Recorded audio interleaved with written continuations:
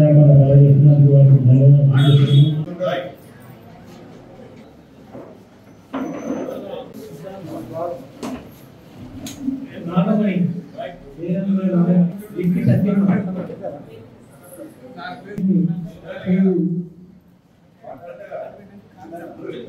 కళ్యాణ లక్ష్మితో పాటు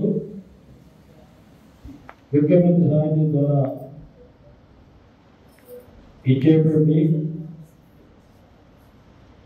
కళ్యాణ లక్ష్మి వచ్చేసి 21,435 రూపాయలు.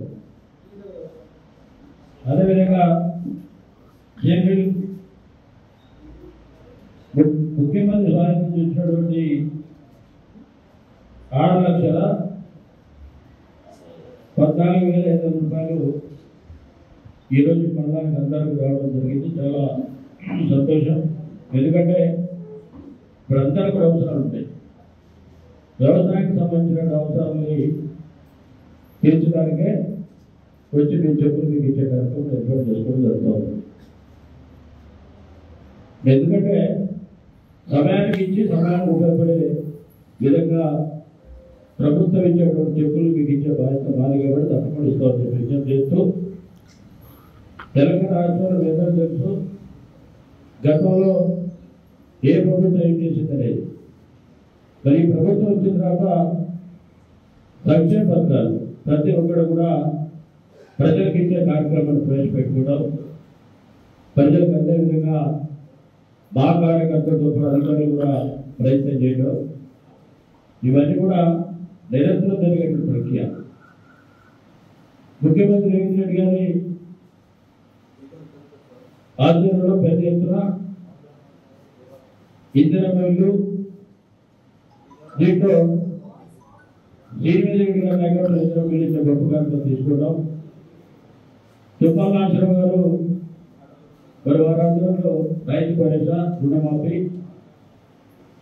తర్వాత ఎవరికైతే పేదలు ఉంటారో వ్యవసాయ భూమి లేని వారికి ఇందిరా మార్పు భరోసా,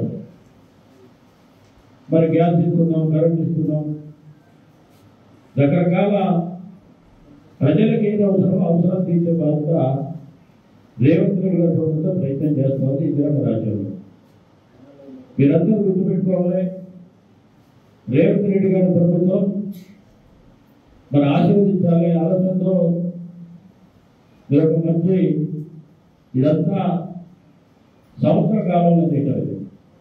గత ప్రభుత్వాలు చాలా బాటలు చెప్పారు, హామీలు ఇచ్చారు, ఒక్క హామీ నెరవేర్చవచ్చు.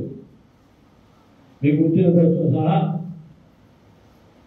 ఇందిరమ్మ ఇల్లు, రైతు భరోసా, రైతు ఆత్మ భరోసా, మరి 5,000 గ్యాస్ కొంతమంది రాష్ట్రాల్లో కూడా అప్రూవ్ చేసే కార్యక్రమం తీసుకోవచ్చు.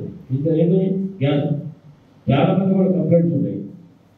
అదేవిధంగా ఎవరికైతే 200 యూనిట్లు చేస్తారో కరెంట్ కాల్స్తారో వారికి కూడా ఉచితంగా ఇచ్చే కార్యక్రమం కూడా ప్రవేశపెట్టే మరి ప్రభుత్వాన్ని మీరందరూ కూడా ఆలోచన చేయాల్సిన అవసరం ఉంది. మరి ఇప్పుడు ఏ కార్యక్రమం వచ్చినా కూడా ప్రజల్లో చైతన్యం రావాలి, బయటికి రావాలి. తెలంగాణ రాష్ట్రంలో మహిళలకు ఎక్కువ ప్రాధాన్యత ఇచ్చినటువంటి ప్రభుత్వం తెలంగాణ ప్రభుత్వం. పేదలు నిరుపేదలు అందరూ కూడా సహకారం ఇచ్చే గొప్ప కార్యక్రమం కూడా ప్రవేశపెట్టే ప్రభుత్వం ఏం జరుగుతుందంటే కాంగ్రెస్ ప్రభుత్వం, రేవంత్ రెడ్డి గారి ప్రభుత్వం, ఇండియా రాజ్యంలో.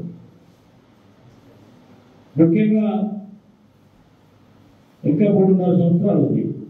చాలా మంది కూడా ఇల్లు రాలని చెప్పి వారు బాధపడిపోతుంది. ఎలాంటి బాధ ప్రతి ఒక్కరు కూడా పేదలకు ఇల్లు ఇచ్చే కార్యక్రమాన్ని ఈ ప్రభుత్వం ఏర్పాటు చేసింది. సంవత్సరానికి కొన్ని 5 సంవత్సరాల్లో సుమారు 15,000-16,000 ఇల్లు ఇచ్చే కార్యక్రమంలో మేము తీసుకుంటున్నాం. ఇప్పుడు 4,500 ఇచ్చాం. అంటే ప్రస్తుతం 3,500 ఇచ్చారు నియోజకవర్గానికి. మళ్ళా 1000 వచ్చాయి. 1000లో